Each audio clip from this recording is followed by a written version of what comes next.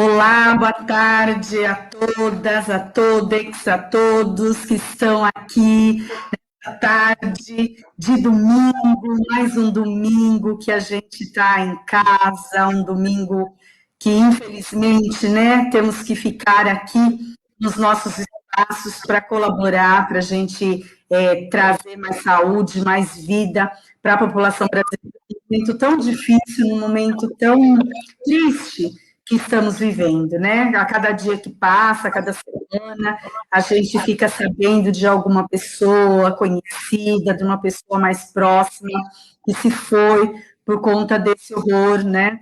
Dessa Covid, dessa estratégia política que deixou, né, a população brasileira tão à mercê de uma situação tão difícil. Então, e hoje eu trago para conversar com a gente. Estou muito feliz, é um orgulho de trazer aqui a Priscila França. A Priscila, ela deixa eu dar uma olhada, vou pegar aqui é tão grande tão grande aqui o currículo da Priscila, tão recheado, que eu até salvei aqui do meu ladinho. Então, a Priscila é presidenta do Instituto Equânime, mulherista, mulher do axé, preta, moradora da periferia da Zona Leste, antirracista, ativista e defensora contumaz dos direitos humanos, da política do Sistema Único de Saúde, atuante contra a violência obstétrica e das políticas de ações afirmativas para pessoas negras.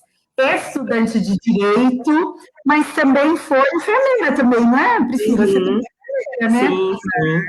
Estudante de direito, enfermeira, ativista para pessoas negras.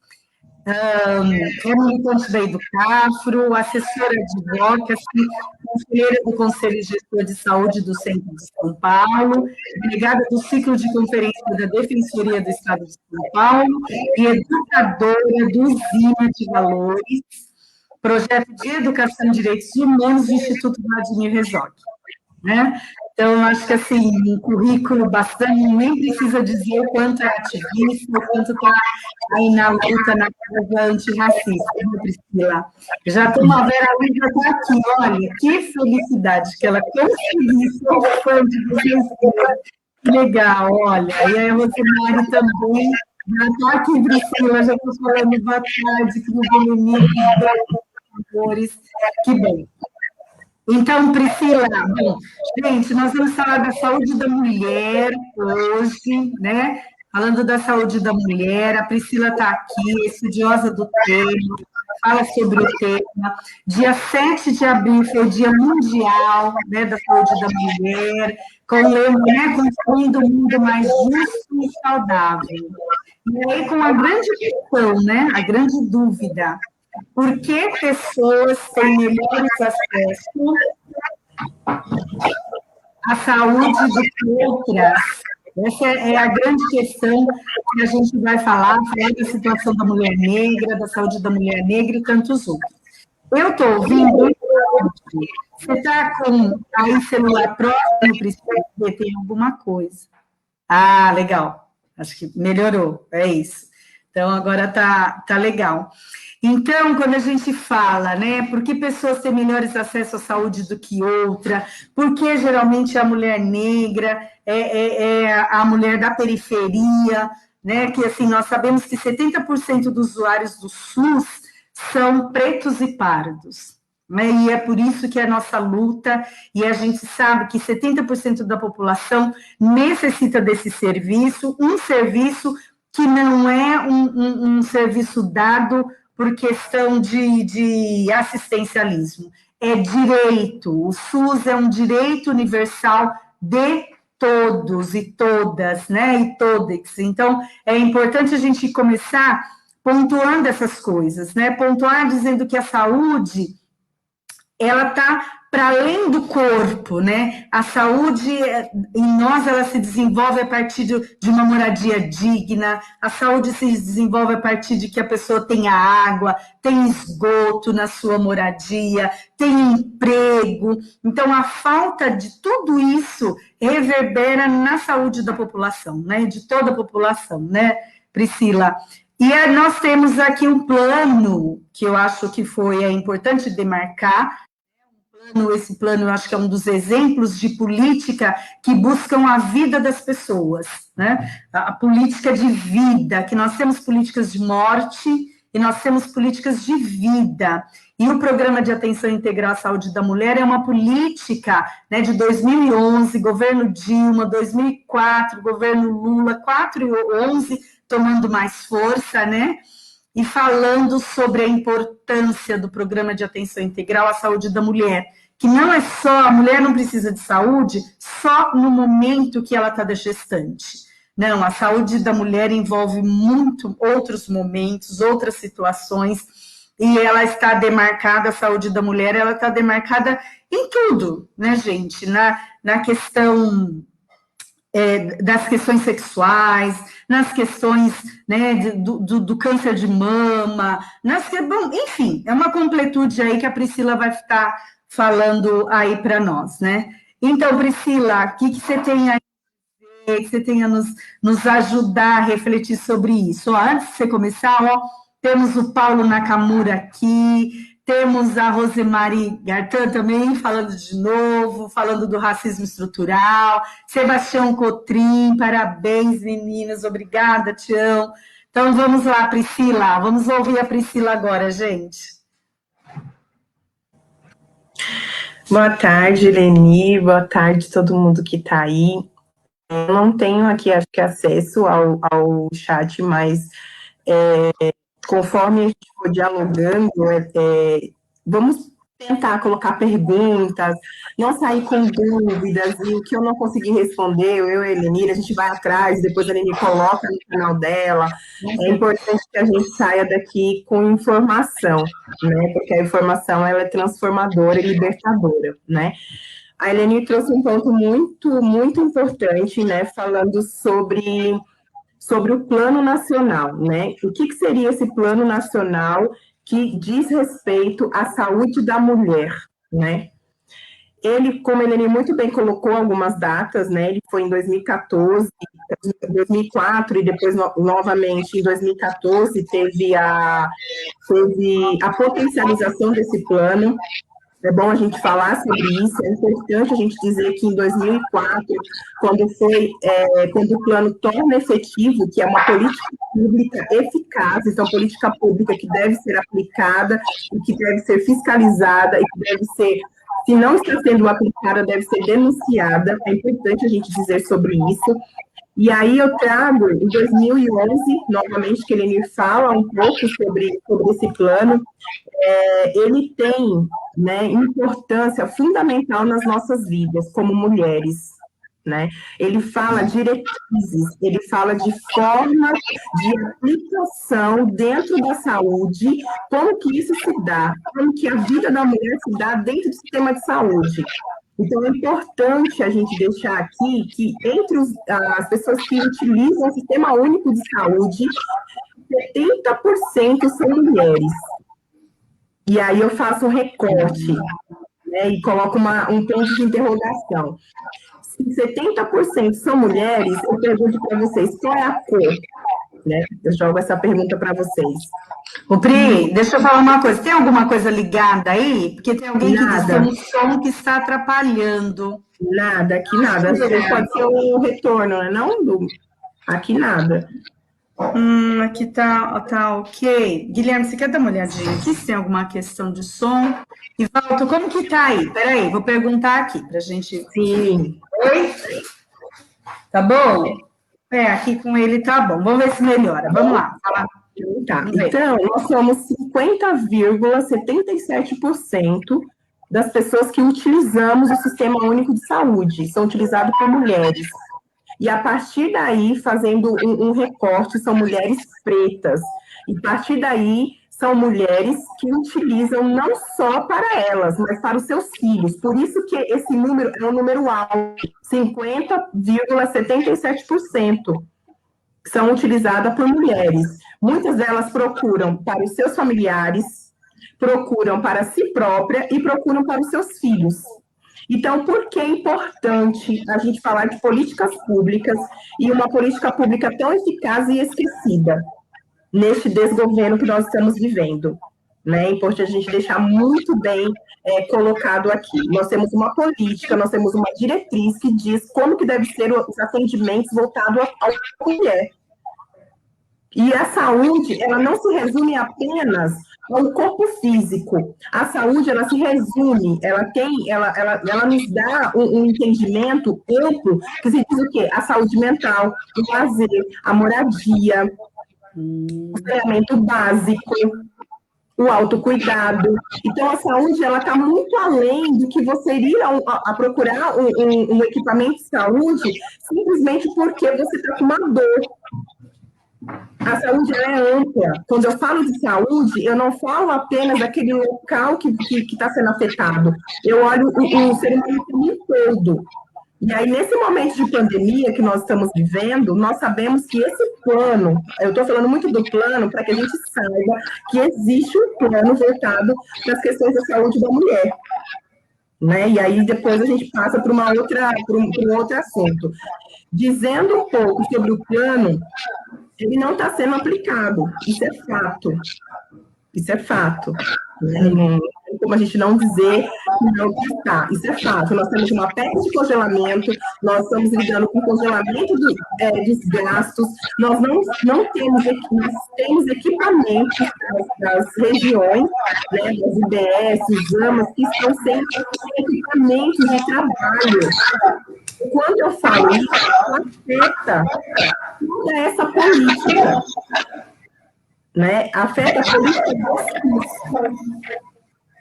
Não só a política nacional da saúde da mulher, a política do SUS.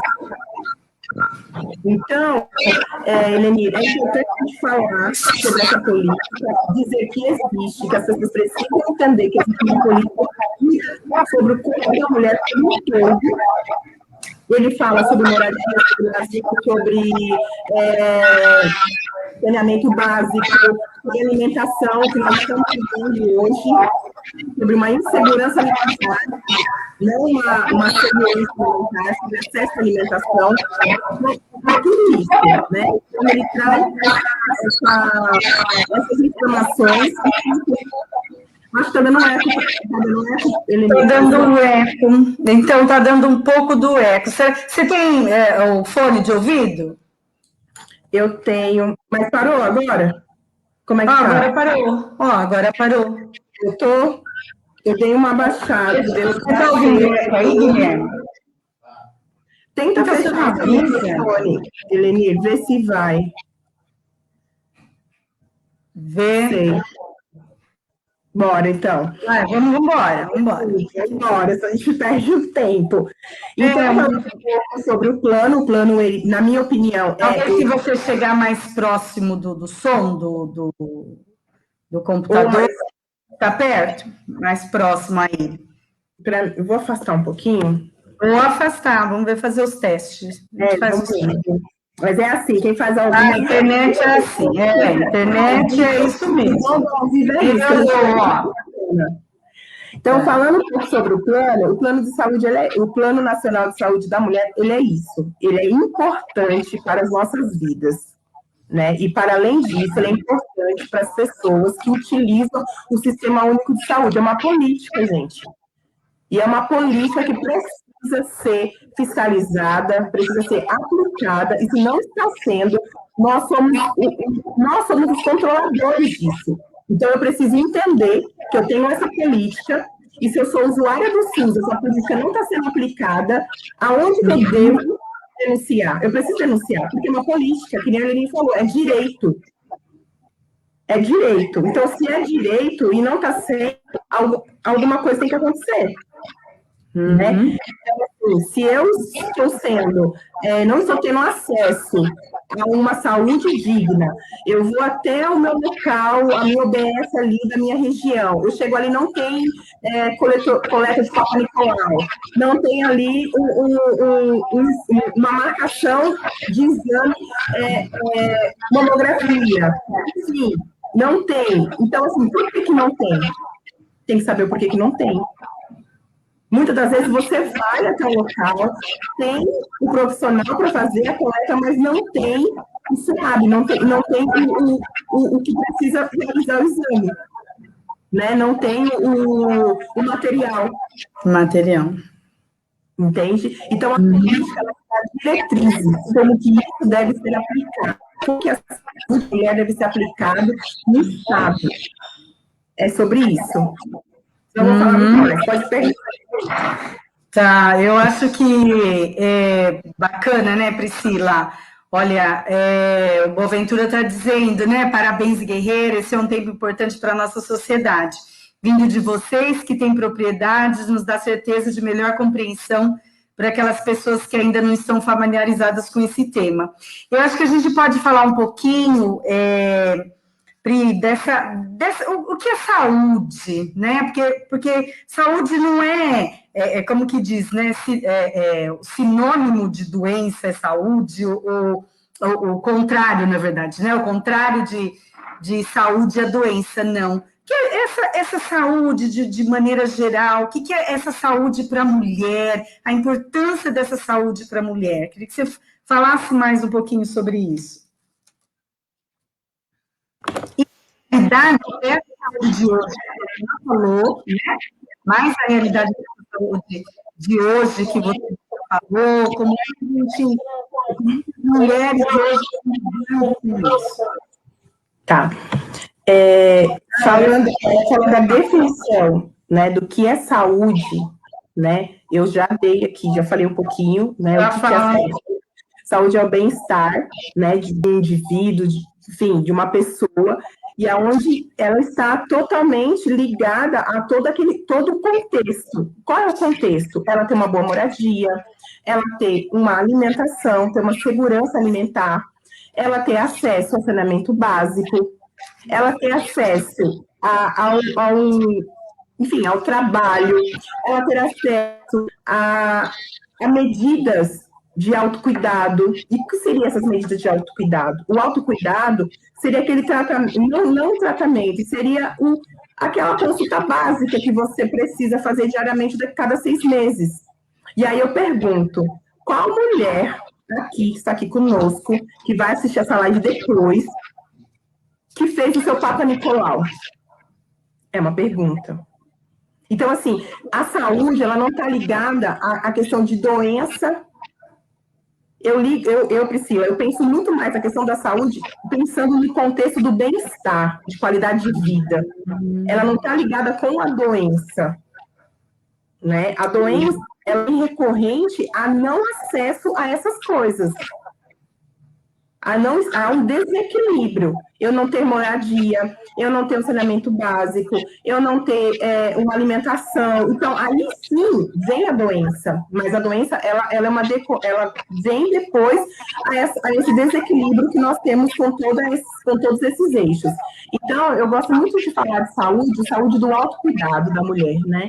Eu vejo que hoje, nesse momento de pandemia, nós não estamos tendo, né? Muitas das mulheres voltaram a trabalhar, em casa, aquelas que têm o privilégio de trabalhar em casa, e aí ela tem que lidar com a família, com o filho, aí você pergunta para aquela mulher, como que está sendo o seu cuidado com o seu corpo? Muitas delas nem se lembra se fez Papa Nicolau, nem se lembra se bebeu água, que é uma coisa tão simples, você beber água, simples e importante. Então, quando eu falo do autocuidado, o autocuidado vem desse sentido, você olhar para você e ver o que você precisa naquele momento, parar de beber água, parar de fazer um escalda-pés.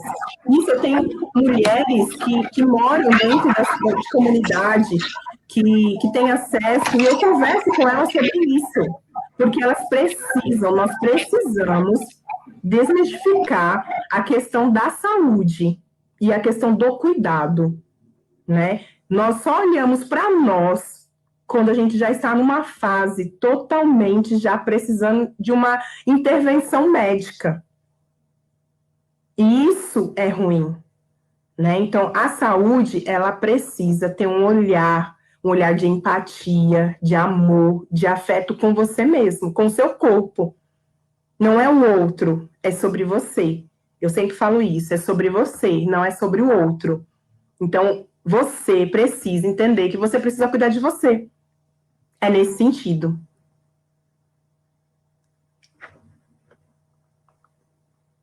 Tá mudo, Elenir?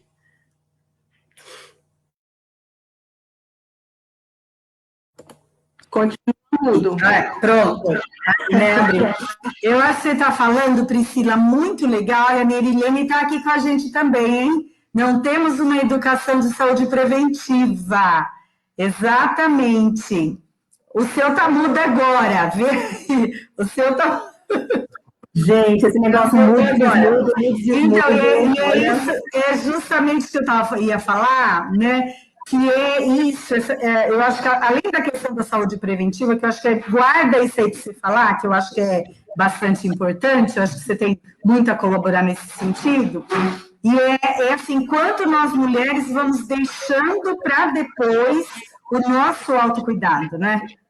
Quanto a gente olha, né, para o outro, cuida do outro, e quando a gente para, fala, nossa, não fui, não fiz, não tomei o remédio direito, às vezes é assim, né? Não tomei o remédio direito, até isso, às vezes, né? Nossa, deixa eu tomar o remédio, que são tantas coisas que a gente, eu acho que é importante, né? Foi bem lembrado mesmo essa questão que você estava falando, né? E aí dizer, né, dessa educação preventiva, como é que a gente trabalha no Brasil, na verdade, né, penso eu, que a gente tem uma política de saúde de tratar da doença. Então, a gente só, né, depois que a doença apareceu, aí quando se consegue ainda, né, quando se trata ainda, né, dessa população em vulnerabilidade, pior ainda, né, que às vezes nem com a doença consegue tratar, né? Mas a gente tem um tratamento, então é a política de quando você fica doente, você vai ao médico. E não uma educação preventiva, né? Essa é a educação. O que você acha sobre isso, Priscila? É o que eu falei para você, né? E falei para todos aqui. A saúde, eu não uso muita terminologia, porque a gente precisa romper. Eu penso assim, eu rompo um pouco com a questão acadêmica, para que as pessoas entendam o que é saúde. Né? Então, assim, você trouxe muito bem, a terminologia é essa, educação preventiva, né?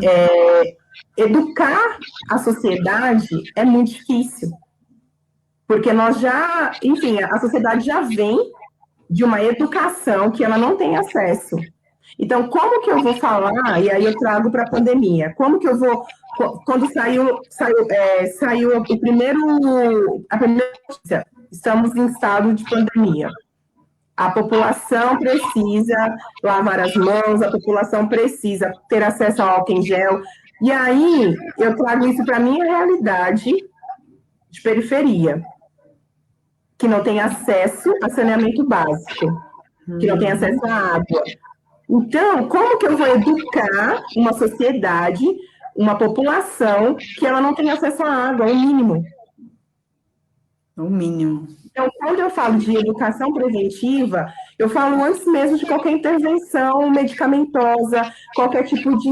eu falo antes de uma intervenção médica, profissional. Então, a educação preventiva, ela vem muito do autocuidado mesmo. Vem lá da nossa avó, o chazinho que a gente tomava lá atrás. Sabe? Aquela assim, tô com uma dorzinha de cabeça, ou eu tô, machuquei, nossos avós iam lá, faziam um chazinho, faziam uma mistura com erva, eu macerava as ervas e colocava no seu machucado. Isso é a educação que vem antes, né? Que vem a prevenção. Então, a partir do momento que nem você falou, vem ligado à doença, tipo, eu ligo a doença com a questão de saúde, está errado. Isso nós não aprendemos na academia. Nós aprendemos na academia a cuidar da doença. Exatamente. Eu acho que é isso mesmo, né? Inclusive, você falando dos chazinhos, né? Dessa coisa tão rica, né? A gente lembra o quanto né, no quintal das nossas casas, né? No quintal da casa da mãe, no quintal da casa da avó, no quintal da casa da tia, a gente encontrava, de fato, esse chá. E hoje, o quanto a indústria farmacêutica ela trabalha para destruir essa, né, essa ideia de que os chás, né, essa ideia do que o natural, do que é o natural, né, ele funciona também, né? Ele também funciona e ele também cuida da nossa saúde. Então, a gente tem aí uma indústria farmacêutica que trabalha no sentido de destruir, né, o que a nossa ancestralidade deixou para a gente, né, que são aqueles saberes, né, principalmente em relação ao chá, aos banhos, né, aqueles banhos que são tão importantes e que hoje a gente não ouve falar, que hoje assim, a ideia é de apagar, né, apagar toda essa sabedoria, né? Sim, mas você falou uma coisa muito importante, né, da questão da indústria farmacêutica, nesse momento de pandemia. É a classe que vem faturando continuamente alto. Isso em bolsa de valores, isso em outras questões financeiras. Então, assim, não caiu, porque o consumo ele vem aumentando cada vez mais, porque é onde a gente liga a pressão também, nesse momento de pandemia, aumentou o índice de depressão, de pessoas que estão utilizando cada vez mais medicamentos para que possam dormir, para que possam estar tranquila, enfim, diversas outras doenças ligadas à questão da saúde mental. Nerilene está aqui com a gente, Nerilene pode falar muito mais do que eu, que ela é uma profissional da área, mas o índice de consumo vem aumentando assim lá em cima. Mas aí, linkando com uma prática, Elenir, que eu venho acompanhando nas redes sociais, você acompanha também, você viu que as pessoas voltaram a plantar nas suas casas como uma terapia. Eu vejo muitas pessoas postando nos stories, postando nos seus feeds, postando, tipo, uma plantinha, um jardim. E isso que não tinha antes, no nosso quintal. Nosso quintal, cimento, né? Tipo, cimentado, com terra. As nossas crianças não têm contato com a terra. Isso é super ruim, né? Minha avó falava que a terra a gente pegava imunidade, né? Tem que pisar no chão para você pegar imunidade, menina. Minha avó falava desse jeito. E aí, hoje eu vejo, né, às vezes no Insta, no Face, muitas pessoas postando. E isso é uma terapia também. Não, isso voltar a trazer a planta, porque planta é vida, né? É você lidar com a vida, você não está lidando com a morte, você está lidando com a vida, com o nascer, né? Com o plantar, esperar o nascer de uma planta. Então, isso também é muito positivo, é bom, né? Que as pessoas olharam para si e foram buscar algo que pudesse ser não descarregar, mas assim, ser um refrigério, né? Então, o plantar, para muitas pessoas, foi um refrigério, né? Isso é importante também falar, né? Com certeza, e bem lembrado mesmo, né? Eu acho que a gente tem, se a gente tem de um lado, né, uma elite que quer destruir, nós temos uma população que resiste, e é essa resistência que nos deixa vivo, né? É essa resistência que, né, que a gente tira lá do fundo para que a gente resista a todo mundo. Até o fato de você estar falando aqui agora, né, falando, a gente aprendendo com você, é uma atitude de resistência, né? E aí, falando em resistência, Priscila, eu acho que antes eu vou falar da Vanessa. Vanessa, querida, olha, a Vanessa está aqui, está falando que é verdade, até porque todos têm direito, todos têm voz. Obrigada, Vanessa, beijo, linda, de estar aqui, né? A Rosemary fala: saúde é um direito de todos. Muitas pessoas, deixa eu ver aqui, não conhecem tudo que o SUS oferece. Olha só que importante, né? De saúde complementar na área da saúde. E é verdade, né? E agora o interesse, porque assim, com a ideia da privatização, né? A ideia da privatização, eles vão destruir o SUS, que é porque você pense que não preste mesmo, que não presta, né? E a população passa a acreditar que o bom é o privado, né? Que o bom é quando é pago. Mas a gente sabe, nessa pandemia, se não fosse o SUS, né? Como você falou, se não fosse o SUS, gente, muito mais pessoas. Eu vi uma postagem. Muito mais. Eu vi uma Fala. postagem, você falando, muito importante. Uma pessoa fez eu não lembro quem foi, para poder dar os créditos ao autor.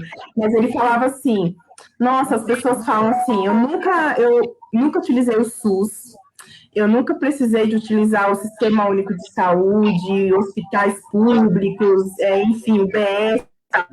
Mas a pessoa foi vacinada desde bebezinho. Aí você fala assim, caramba, da onde que vem a imunização? Essa ideia. Olha só como as pessoas não conhecem. E aí você pergunta assim, se você fez qualquer... Eu falo, aí voltando para a minha profissão. Se você fez qualquer tipo de cirurgia e você precisou, né, fazer uma infusão de sangue, tomar uma bolsa de sangue, diz, né, as pessoas tomam uma bolsa de sangue. Da onde que veio? Não vem da rede privada, meu amor, vem do Sistema Único de Saúde. Quem fornece para todas as redes privadas é o Sistema Único de Saúde. A BCG é Sistema Único de Saúde, que é a primeira vacina que a gente tem que tomar antes de sair aí dos hospitais. O exame do pezinho, né, que fala aí o PKU, é o SUS. Você vê?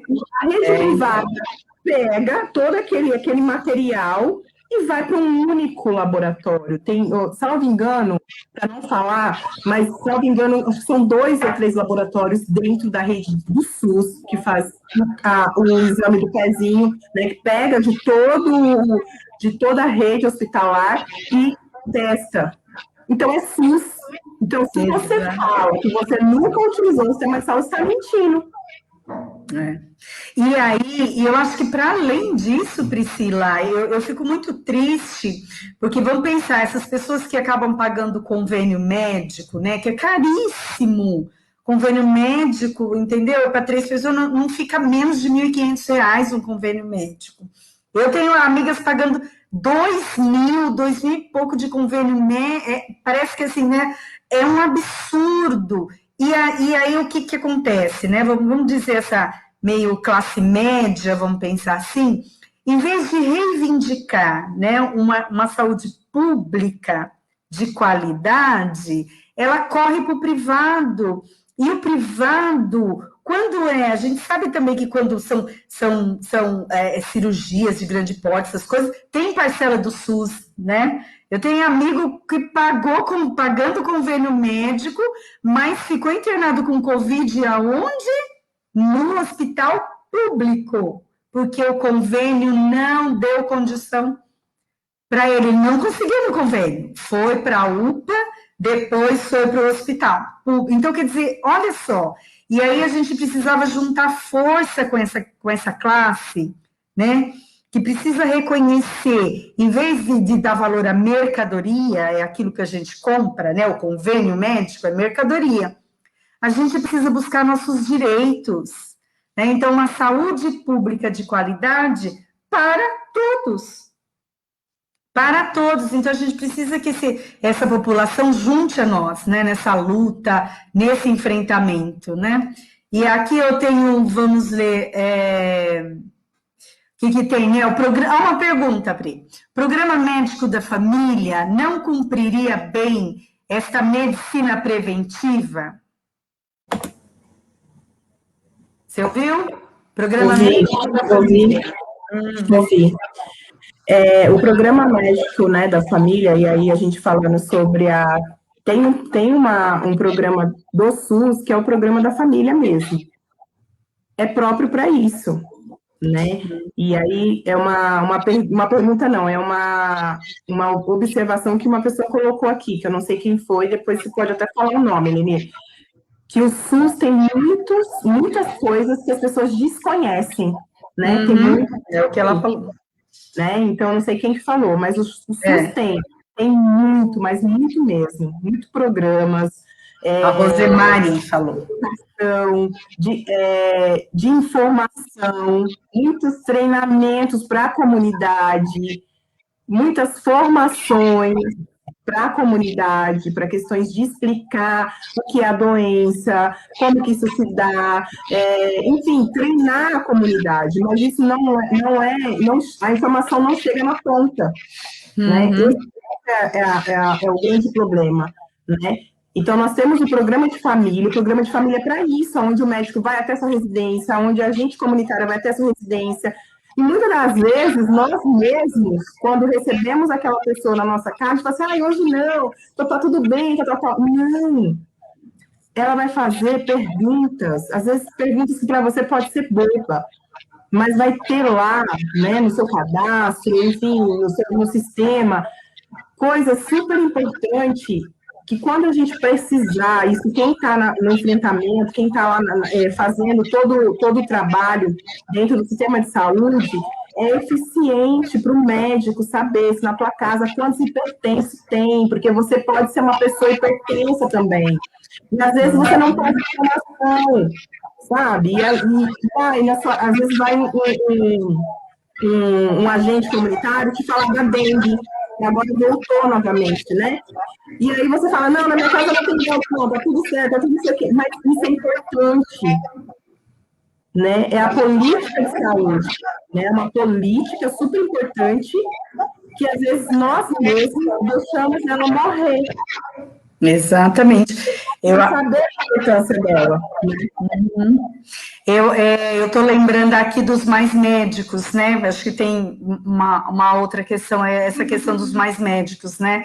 Que era uma política, né, para ter mais médico, mais próximo, principalmente aí nos rincões do país, longe, distante, que a categoria médica brasileira não quer estar, né? E, ao mesmo tempo, eles mesmos se juntaram para atrapalhar o programa, para destruir o programa, e foi a primeira política do Bolsonaro, que eu acho que a gente vai chegar depois nisso, né? A primeira política do Bolsonaro na saúde foi tirar os médicos, né? Os médicos né? Os cubanos, né? Aquele contrato de médicos cubanos. E o quanto isso prejudicou, em especial a mulher, em especial a mulher, que é 70%, como você disse, né? Que o uso dela é maior. E aí, Priscila, também, eu acho que a gente tem que, quando a gente fala de saúde da mulher, a gente vai discutir também questão de gênero, né? Porque nós sabemos que a mulher, em média, vive mais. Em média, né? Eu acho que está atualizado, vive mais. Porém, ela tem mais doenças. E isso tem a ver com a sobrecarga dela, né, de trabalho, né, com as questões, o quanto de trabalho e o quanto ela é cobrada de tantas coisas, né? Então, quer dizer, mexe com a questão da saúde mental, mexe com a questão da saúde física, é um corpo só, né? Então, é a saúde como um todo. E, nesse sentido, eu queria que você falasse da mulher negra. Como é que a gente afina aí essa discussão falando um pouco da mulher negra? Ai, meu Deus, vamos lá. Ai, eu sempre falo assim, né? Quando eu entro nesse tema, saúde da mulher negra, é um tema que muito mexe comigo, né? Porque a mulher negra, ela é a que menos tem acesso a qualquer tipo de política, a qualquer tipo, independente se é política de saúde, se é política de segurança pública, se é, enfim, qualquer tipo de política. A população preta é a que mais, que não acessa a nenhum tipo de política. E aí, falando sobre a política do SUS, e trazendo para nós, mulheres pretas, nós temos um índice muito elevado de mulheres que não tem mesmo, gente, não tem acesso à educação preventiva que a Elenir trouxe aqui. Então, assim, as mulheres pretas, quando vão acessar qualquer equipamento de saúde, são as que são menos acolhidas. Então, isso é grave. Então, quando eu falo mortalidade materna. A mulher preta é a que tem mais, é o índice maior. Por que é maior? Quando eu falo de pré-natal, que são as consultas que a mulher gestante tem que fazer no seu período, a mulher preta é a que não faz pré-natal. E tem o porquê. Tem uma pesquisa chamada Nascer do Brasil, ela nos traz dados sobre isso. Ela nos traz dados que a mulher preta é a que recebe menos anestesia na hora do parto, a mulher preta é a que não tem acesso às políticas de saúde. Ela nos traz dados que a mulher preta ela tem o maior índice de insegurança alimentar, não tem acesso ao saneamento básico. E isso, Eleni, vem de uma história que a gente já sabe muito bem do que é, né? É um racismo estrutural que a cada dia vem se potencializando, vem se formando, isso há 500 anos atrás que a gente viveu aí, né? Então, de escravidão. Então, quando eu falo do racismo estrutural, que nós sentado o Brasil ele está sentado em cima desse racismo. E aí se estende ao racismo institucional, onde as instituições cometem crime, porque isso é um crime. Onde eu tenho políticas de saúde, e essa política de saúde ela não se estende a nenhuma população preta. A população preta ela não tem acesso. Nós temos um índice elevadíssimo na pandemia de pessoas pretas, e esse índice, eles não são notificados. Então, quando a gente fala de saúde da mulher preta, nós temos que ter um olhar, né? Eu sempre falo, quando eu falo de violência obstétrica, a mulher branca, ela sofre violência obstétrica, sim. Todas as mulheres estão sujeitas a sofrer violência obstétrica, mas a mulher preta é a que mais sofre e a que não sabe o que é violência. Porque nós fomos ensinados lá atrás, não sei você, Helene, mas minha mãe fala muito bem disso. Ó, menina, vai, mas não grita, fique quieta, porque eles são capazes de judiar de você. Minha avó falava isso, judiar. Isso é o quê, gente? Isso é violência obstétrica. Quando a mulher preta, ela procura um equipamento hospitalar, e a mulher preta é a que mais vai perambulando até parir. Isso está na pesquisa, é aquela que mais vai procurando. Por isso que o índice de mortalidade é muito elevado também. Porque ela vai no equipamento, não tem vaga, não sei o que lá, nanana, aí ela vai para outro. Muitas das vezes ela vai parir longe da sua região, do seu território. Ela mora na Zona Leste, ela vai lá na Zona Sul, foi onde ela encontrou vaga. E aí você conversando com essa mulher, você pergunta para ela como foi o atendimento. Muitas delas não têm direito de escolha.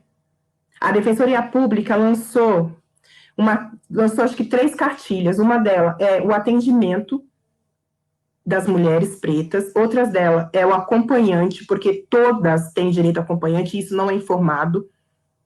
Muitas das pessoas ficam sozinhas, porque tem que ser uma pessoa do sexo feminino, não pode ser masculino. Isso não fala na lei. A lei não fala isso. Acompanhante, acompanhante. A lei não fala de gênero, se tem que ser homem, mulher, quem tem que ser. A lei não fala de acompanhante. E muitas delas ficam sozinhas nesse momento, e muitas delas nesse momento que sofrem diversos tipos de violência, porque elas estão totalmente no momento de dor, de tensão, e para elas é normal. E aí, falando da questão eu estou falando da questão do parto, né? E aí, para fechar a questão do parto, quando muitas das mulheres, né, chegam até mim, falam para mim assim, olha, Priscila, eu fui ganhar neném e tal, e fizeram isso comigo. Isso é violência obstétrica? Muitas delas não sabem nem o que é violência obstétrica, gente. Elas não sabem, para ela é normal aquele tratamento ofensivo, aonde uma pessoa vem, te toca e não te pede licença no teu corpo, o corpo é teu. As pessoas precisam pedir licença para tocar, para te tocar. E não é sempre que te toca. E aí, ainda mais, muitas das nossas vão parir em hospitais de estudante. Aí vem um, vem outro, vem outro, vem outro, e você conversa com essa mulher tem traumas, de tantas vezes ela foi tocada. Então, isso é muito grave. Muitas delas acham que é normal. Às vezes ela acabou de ser tocada por um profissional, vem outro e toca de novo. Colocar o soro lá para poder, enfim, ter dilatação, isso é errado. Isso já tem pesquisas falando sobre isso. O nosso corpo já foi por Deus desenhado que quando for a hora vai sair. Não precisa ter nada para expulsar, desde que isso seja diagnosticado algum tipo de problema durante o parto. Aí o médico ele vai intervir.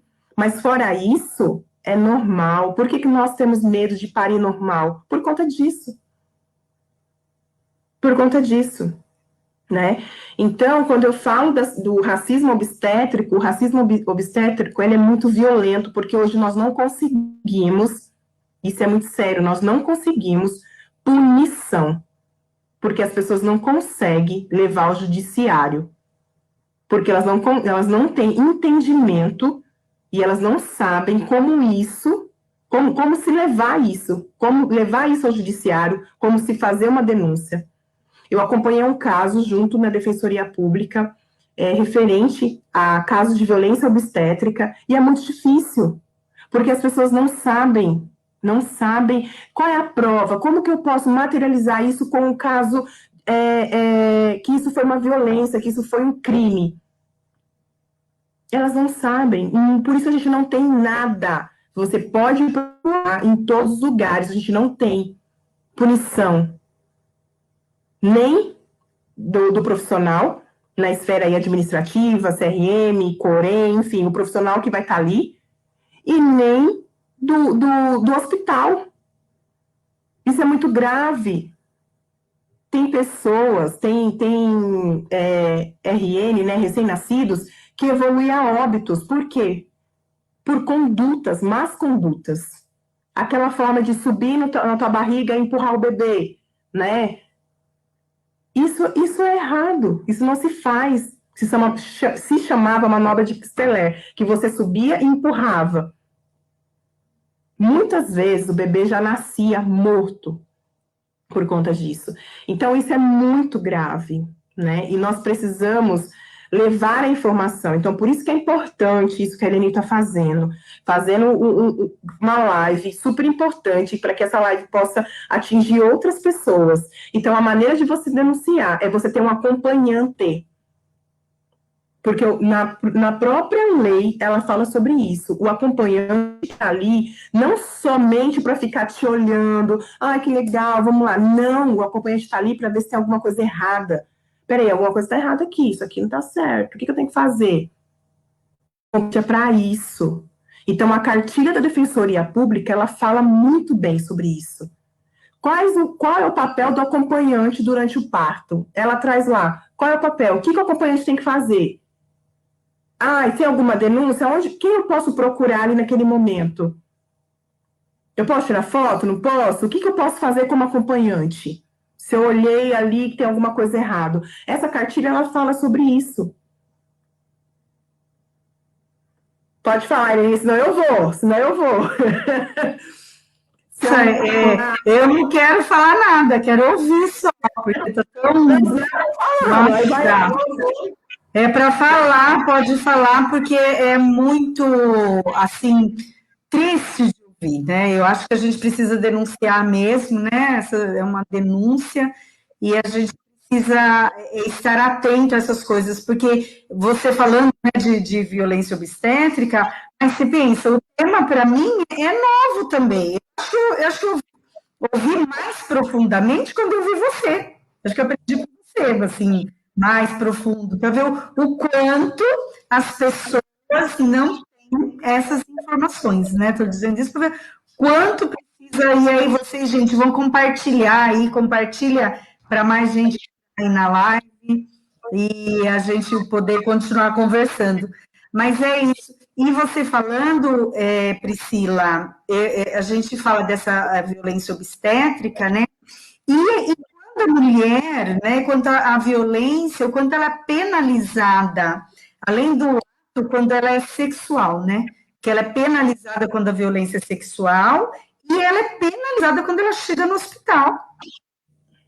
Né? Quando é violência doméstica, né, e sexual, então, assim, a gente tem uma sociedade patriarcal, uma sociedade machista, uma sociedade que trata as relações sexuais do homem diferenciado da mulher, né, e ela é cobrada nisso, ela é penalizada nisso, e ainda chega nos hospitais lá, geralmente é a culpa dela, o tratamento com ela não é ouvida, né? O tratamento com ela é diferenciado, não em qualidade, no sentido de inferior, né? Então, isso, o que você tem aí de experiência sobre isso? Fala um pouco sobre isso para a gente. Bom, falando sobre os impactos, né, dos atendimentos, isso é muito importante, Helene, porque isso afasta as pessoas a irem procurar o sistema de saúde. Muitas das mulheres, quando elas vão até para poder parir, quando você pega a carteira de pré-natal dela, você olha assim, você fala assim, nossa, tem 2 consultas apenas. Nossa, que desleixada, que isso, como ela consegue? Aí você coloca, você critica, você não entende o porquê daquilo. Aquela mulher, ela procurou uma unidade, você pode conversar com qualquer uma, o relato é o mesmo.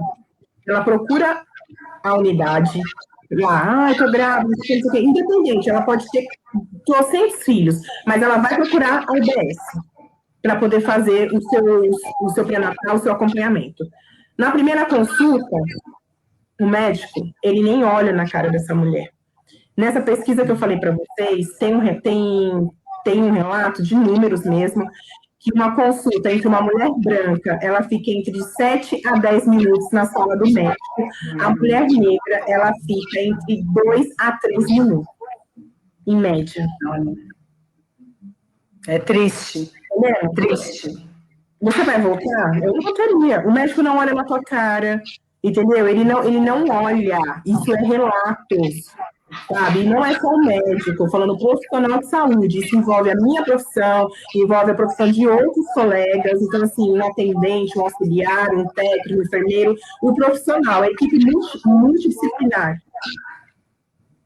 Então, essa mulher, ela não volta, sabe? Ela vai colher o exame, ela é tratada totalmente, de uma forma totalmente desumana, ela não volta.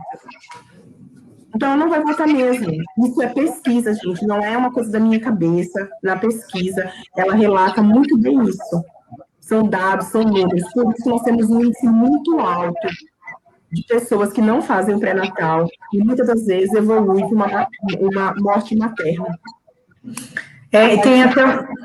A cartilha da Defensoria Pública também, que fala sobre a saúde da mulher negra, eu participei na escrita dessa cartilha, e tem lá falando sobre isso também, o porquê que a saúde da mulher é um tema que precisa ampliar o debate, a gente precisa, porque quando a gente fala de câncer, a gente fala de educação preventiva, sabe? Porque muitas das vezes essa mulher vai procurar um equipamento, ela não consegue marcar uma consulta no seu território, e aí onde ela consegue marcar essa consulta é longe, é muito longe, e aí você não pensa, essa mulher tem transporte? Ela tem filhos para poder deixar, ela tem que deixar? Às vezes, ela falta, ela vai, mesmo não é porque ela não quer ir. Tem N fatores que envolvem. Então, quando a gente vai lá, a gente tem que falar de saúde. Entende? E aí você fala assim, por que essa mulher deixou chegar até onde chegou? Porque no seu território, onde deveria ter, sabe, um totalmente estruturado para fazer esse tipo de atendimento, essa falta de conhecimento, esse desgoverno que nós estamos vivendo, isso está nos matando, é um processo genocida. Porque muitas das pessoas não utilizam o sistema de saúde, não é porque elas não querem. Falta de estrutura, falta de planejamento. Porque quando eu pego uma mulher da Zona Leste e falo para ela fazer a sua consulta lá na Zona Sul, eu estou pensando toda essa logística, se ela vai ter alimentação para poder ir até lá, às vezes ela sai de madrugada, fica o dia inteiro sem comer. Isso é desumano, isso é totalmente desumano.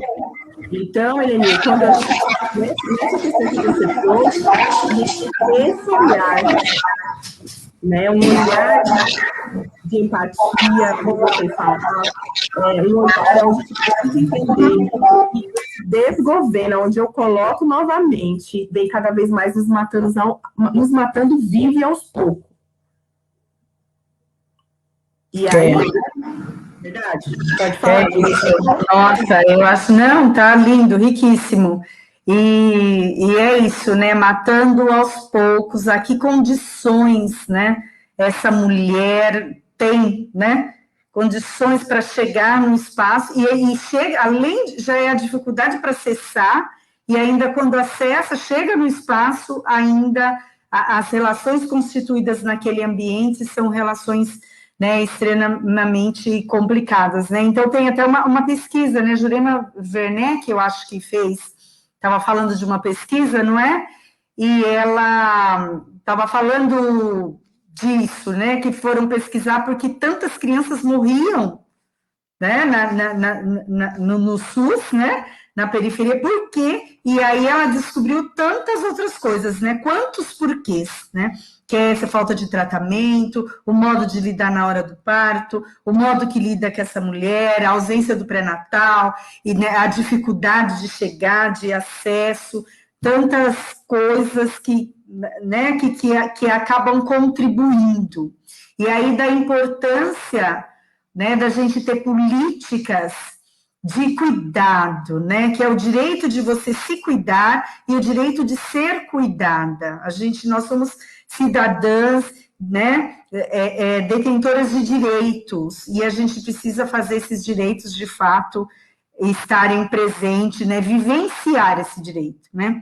Olha, a Merilene, está falando de como ter acesso a esse material, dessa cartilha da Defensoria. Deve ter em PDF, né? Se tiver, manda. Até na página, tá? Vou pôr na página do Vivências e Resiliência, e aí põe a cartilha aí que vai ajudar a gente, né, a falar. A Rose também está falando da questão do Ministério Público, né? Que ninguém está fazendo um favor, a Nerilene fala de novo que ela sofreu e ouviu exatamente essas coisas, né, na hora do parto, esse tratamento desumanizado, né, da saúde, essa importância de mudar esse tratamento desumanizado, né? Bom, é bom falar, Lê, não sei se está indo para o final, né? Uma coisa super importante, como você está falando de política, nós temos uma política que fala sobre a saúde da população negra. É a política nacional que fala sobre a saúde da população negra. E nós temos o estatuto também, que agora, em 2021, um grupo de juristas está aí revendo toda a legislação que fala sobre a questão do negro, né? Então é importante a gente falar sobre isso, que algumas coisas estão avançando, não por conta do governo, mas por conta da sociedade civil, de pessoas que estão aí lutando, organizações, enfim, entidades, ONG, todo o pessoal da sociedade civil do terceiro setor. Então é importante a gente falar sobre isso, a importância que nós temos desses ativistas que no meio desse vendaval que nós estamos vivendo, as pessoas estão ainda lutando, as pessoas ainda a gente tem um respiro de acreditar num mundo melhor, né, por conta dessas pessoas. Então nós temos hoje uma política nacional da saúde da população negra, é uma política maravilhosa, onde a instituição Educafro participou, outras organizações, estava você lê o nome de uma pessoa que estava aqui, que eu esqueci também, que faz parte também das antigas, que eu lembro que pessoas falaram que ele participou também de algumas ações referente a essa política. Então, é importante a gente falar que nós temos uma política voltada para a questão da saúde da população preta, e a política não é aplicada. Lá fala sobre uma doença muito importante, que a gente precisa falar dela aqui, que é a anemia falciforme. Nessa pandemia, eles foram excluídos da vacina. Isso é importante a gente falar aqui, minha gente. Então, é uma doença que acomete a população preta, a população negra. E o negro não é o negro na cor de pele, não, porque a gente sabe que tem pessoas que têm pele clara, porém tem a genética. E às vezes pessoas que têm a genética, né? E aí a gente não está falando de fenótipo, a gente está falando de genética, pessoas que têm pai, mãe, avó, tataravó, negros, pode ter. E aí, ou às vezes a pessoa não tem a doença, que é a anemia falciforme, mas ela tem o traço falciforme. Isso é importante a gente falar também. São duas coisas diferentes, mas são duas coisas importantes. E a Política Nacional de Saúde da População Negra, ela fala sobre isso. Nós temos que ter um olhar diferenciado. E essas pessoas, elas estão totalmente abandonadas, elas não estão tendo acesso à medicação. Isso é uma denúncia, gente, é importante falar. Muitos deles não estão tendo acesso à medicação, muitos deles não estão tendo acesso a redes hospitalares. Aqui em São Paulo, nós temos 7 hospitais apenas, especializados em anemia falciforme. E isso não é divulgado. Se você perguntar para qualquer pessoa aqui, que é dentro da nossa redondeza, não sabe que tem hospitais especializados para falar e para tratar esse corpo. E muitas das vezes essas pessoas ficam perambulando, vai indo. Quando tem lá a crise, ela vai indo. Então, isso é importante a gente falar. Né? Nossa! E essa doença, aí nós estamos falando de mulher, e essa doença é diagnosticada no exame do pezinho. Tá vendo a importância dessa mulher fazer o pré-natal? Tá vendo a importância dessa mulher ter um acompanhamento durante a sua gestação, durante o seu período? A importância disso? Olha, Pri, é importantíssimo. A Rose está falando assim, minha irmã dela tem, né, a doença falciforme. E existe vacina para essa doença? É pergunta dela. Não, a vacina que eu falo é a vacina do Covid. Eles deveriam ser incluídos na lista das pessoas prioritárias para tomar a vacina. É nesse sentido. A gente não tem aí. Pode falar. Não, então ela continua, só terminar a pergunta dela. Você poderia falar onde podemos encontrar mais informações sobre anemia falciforme e onde tratar? Você está falando desses hospitais, né? De repente, podia deixar seu e-mail, uma coisa com ela, né? Eu posso passar isso, Eleneira. É importante ter isso no seu canal. Acho que é super importante. Ter a lista desses hospitais. Vamos fazer isso. Atendem, colocar aí embaixo do vídeo, não sei, aí você vê o que é melhor, mas assim, colocar os hospitais, as cartilhas, tudo que nós falamos aqui, as cartilhas, os hospitais, o plano integral da saúde da mulher, então assim, colocar mesmo para que as pessoas tenham acesso e compartilhe, gente, isso daí é público, é nosso, compartilhe, divulguem, faça chegar onde não chega mesmo, que as informações as pessoas possam ter acesso. E é bom falar também que essas pessoas têm acesso àquela farmácia de alto custo, é outra coisa que as pessoas não falam sobre isso. Muitas dessas pessoas compram remédios caríssimos para tratar, e elas têm acesso à farmácia de alto custo. Porém, conversando com uma amiga que é portadora de anemia falciforme, não está tendo a medicação na farmácia. Tá? Ela teve que comprar. Então, é outra coisa também importante da gente falar, que tem uma farmácia de alto custo. Então, esses dados, olha, quanta coisa, né, que a gente precisa saber. Eu estou aqui com o José Carlos, né, José Carlos Moura, ô José Carlos, falando, né, é muito frustrante saber que a mulher tem seus direitos garantidos, o parto humanizado e todo o procedimento e acompanhamento gestacional, né, quer dizer, não tem, né. Infelizmente, as coisas ficam na teoria.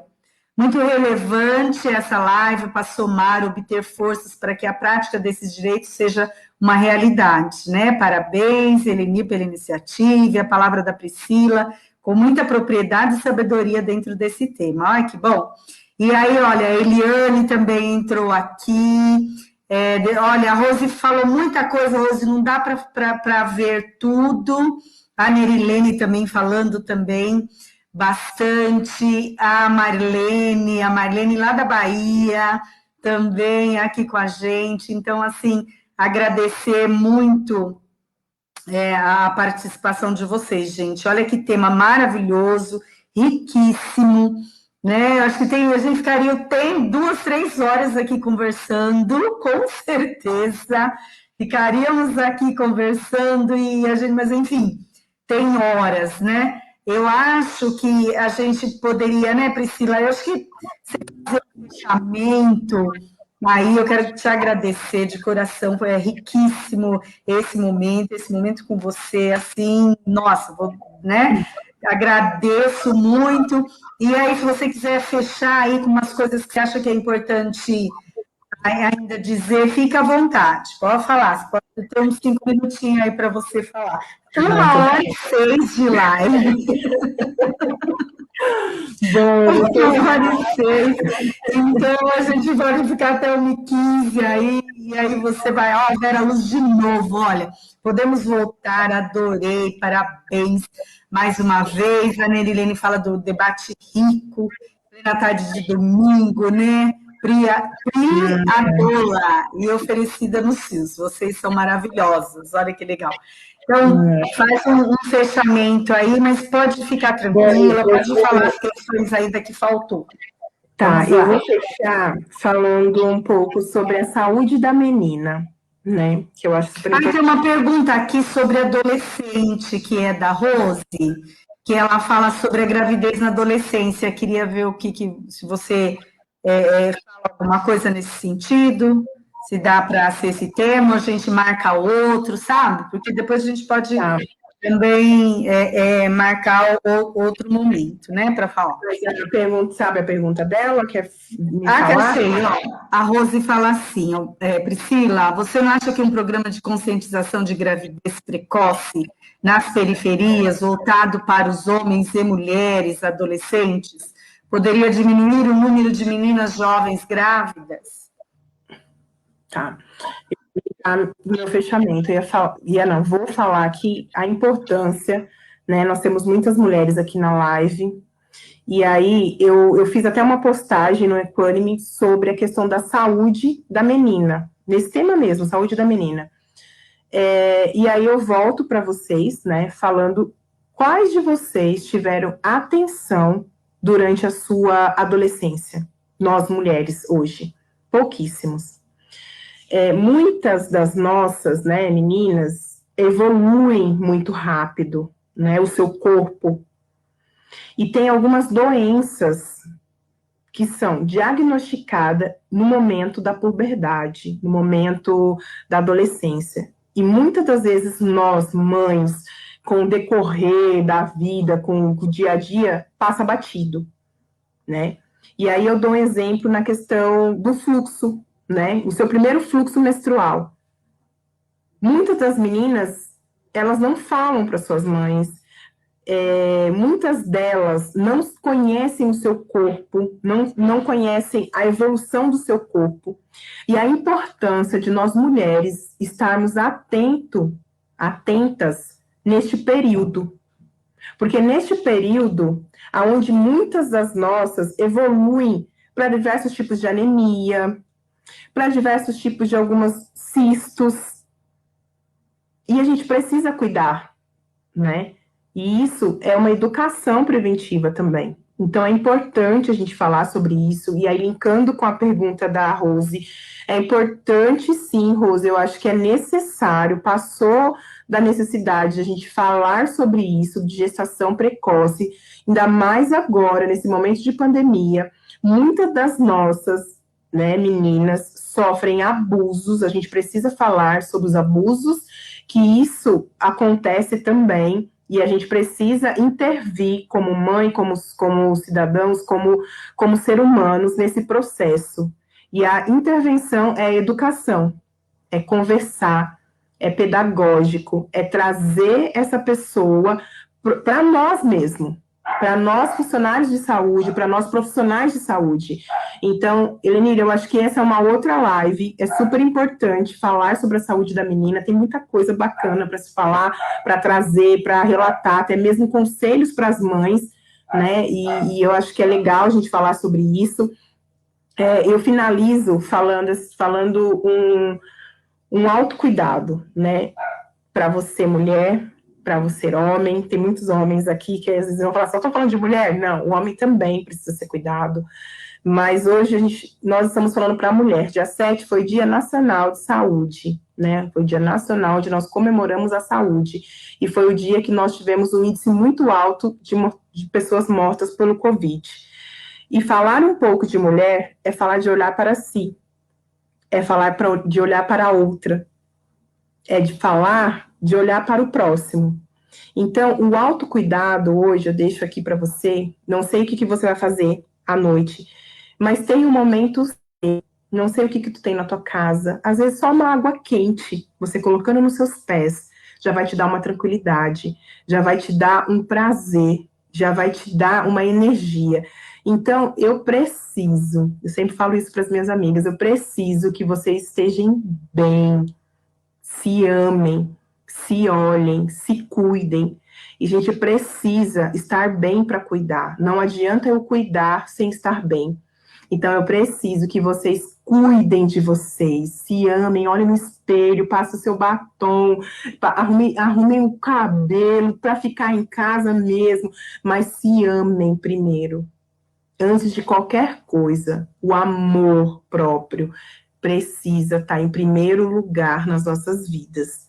Sem ter o amor próprio, a gente não consegue sobreviver. Quer dizer, a gente não consegue ser feliz, a gente só consegue sobreviver. A gente fica só sobrevivendo, sobrevivendo. A gente precisa ser feliz. Mesmo nesse momento de pandemia, a gente precisa ser feliz. Feliz nas pequenas coisas, comer um pedaço de chocolate, não sei, mas a gente precisa. Então, Helenira, eu agradeço a oportunidade de estar aqui no teu canal, a importância de falar sobre esse tema, a importância de trazer. Nós temos muitas mulheres precisando se cuidar. E essa iniciativa que você trouxe de falar sobre a saúde da mulher é muito importante. E que as pessoas que estão aqui compartilhem esse vídeo, façam a informação nas comunidades, onde não tem, a gente precisa que essa informação chegue aonde não está chegando. E, Eleni, obrigada, gratidão, que o seu canal venha cada dia mais ser próximo, cada vez mais atingir um índice aí de pessoas, e é isso mesmo, eu acho que é esse caminho que você está fazendo, é super importante, levar informação, diversos temas, quando eu posso eu acompanho, e sempre estou aí nas lives, e para mim é muito importante estar e fazer parte desse crescimento e dessa evolução agora de internet, que agora é tudo internet, e é isso, muito obrigada. Nossa, Priscila, eu que agradeço muito de coração, acho que olha só, 1h13 de live, gente, que beleza, e assim, riquíssimo, um momento riquíssimo, eu tenho certeza que todo mundo que passou por aqui, que está aqui com a gente, está muito satisfeito aí com a sua fala, com a sua informação, e é tão bom saber, né? Assim, esse seu jeito de falar simples e que chega, com certeza, todos entenderam o que você quis passar. Pode ter essa certeza, né? Então, isso me dá alegria, por isso que eu quero continuar, né, nesse canal, é o que a gente pode fazer, né? Divulgar vozes de pessoas, que quanta gente aí nossa, que tem muito a ensinar, né? E fazer essa troca de ensinamentos, isso é fundamental. E vocês, pessoal, muito obrigada por estar aqui. Quem vai assistir ainda, que a gente vai compartilhar bastante aí no Face, depois eu subo para o YouTube, compartilho mais, e é isso que a gente quer, que o canal cresça, para que a gente tenha, assim, põe um positivo lá, se inscreva no canal, divulgue para os amigos, peçam para se inscrever, para a gente ir ganhando um público maior aí, tá bom? Então, muito obrigada, uma boa noite, que eu acho que já são 18h22, uma boa noite já, e assim, eu estou me sentindo realizada, porque cumpri a obrigação e foi muito bom, tá? Priscila, um beijo grande e até mais. Tchau, tchau, gente.